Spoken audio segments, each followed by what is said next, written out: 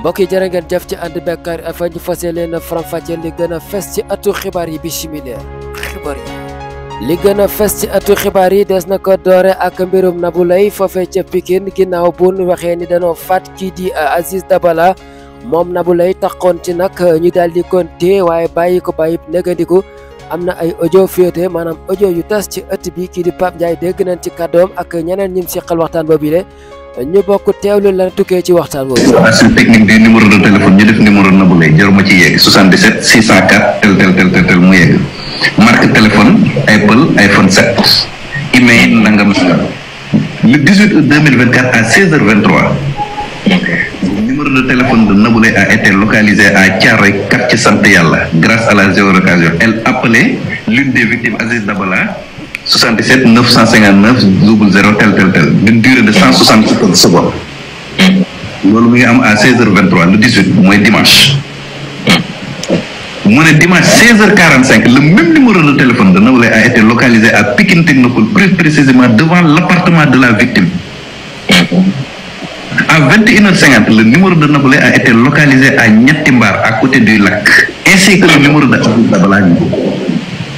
donc loolu dimanche 21h50 la maanaam ñoom ñaar ñëpp ñu ngi woon ñoo bokkoon fi ñu nekk mooy lac boobu noonu nekk Niatti Mbar. ok 22h44 le numéro de Nabou Leye a été localisé à Thiaroye quartier Sant Yalla. Elle a appelé le numéro de Aziz Dabala 77 959 00 tel pendant 76 secondes.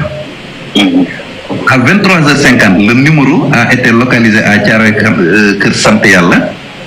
À 7h Nabou Leye a appelé un nommé Khalifa Sarr pendant 141 secondes. 23h53 Nabou Leye a appelé et se trouvait toujours à Thiaroye Niatti Mbar. Elle a reçu un appel entrant d'une durée de 353 secondes ki ko woo numéro 77 381 etc ku tudd Awa Niass alias Nabou Mbaye comédien. loolu mu ngi yëpp mi ngi xew le 18 le 19 0h50 le numéro de Nabou Leye est toujours localisé à Niatti Mbar. Il a reçu un appel entrant de Awa Niass alias Nabou Mbaye comédien.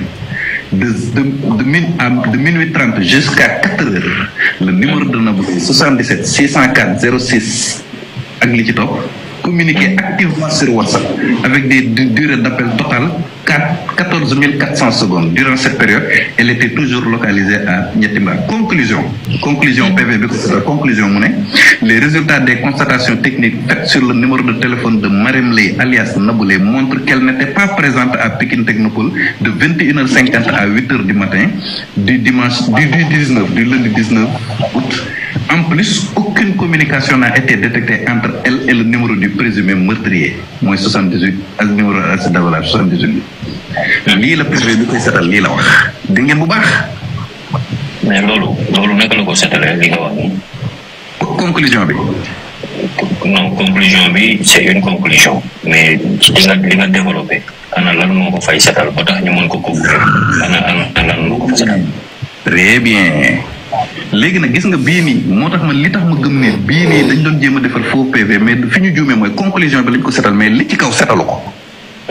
voilà parce que loolu laa constaté donc moo tax bi nga ne bii moo koy setal ma ne la non mënu ko setal parce que li nga wax yëpp. ñi ko bëgg setal bii lañ def ne fi ñu xalamoo daanoo ba xalamoo. mooy ci conclusion bi lañ jéem a def maanaam la ñu tiré conclusion ak li na ci kaw bokkul. ok. dégg ngeen bu baax li ma wax ci kaw. mais effectivement parce que li nga wax yëpp ci kaw enquêteur bu ko téye. war na ci mën a génne lu leer lu bokkul ak lu koy setal parce que loolu mu ngi wane ne am na tractation yu bari yu am ci journée boobu noonu. journée bi ngay wax ni d'après le PV parce que gisuma li ngay wax nii mais li nga wax dégg naa ko.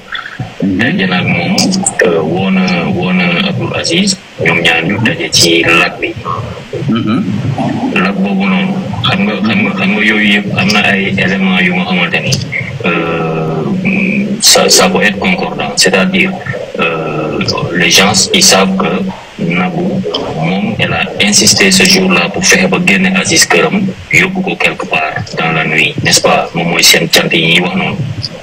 waaw léegi dina compliqué pour ñun ñi xamul secteur boobu ndax lak bi ñuy wax noonu ndax ci secteur bi cant yi amoon la waaw wala déet buñ ko mën a xam effectivement parce que xamuñu secteur bi nu mu demee donc peut-être que loolu yow il se pourrait que nga mën ñu ci dimbali.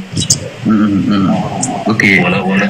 non ma ne foofu mosoo fa dem de xaw ma nu mel ñetti baar ba miinu ma ko. mais en tant que juriste li nga lire nii ci le corps du PV ak li nekk ci conclusion bi yow ci sa bopp en tant que juriste xam nga ni dafa wóoroo. voilà donc conclusion bi d'après lu ñu lire conclusion bi mënul nekk lu koy setal. waaw.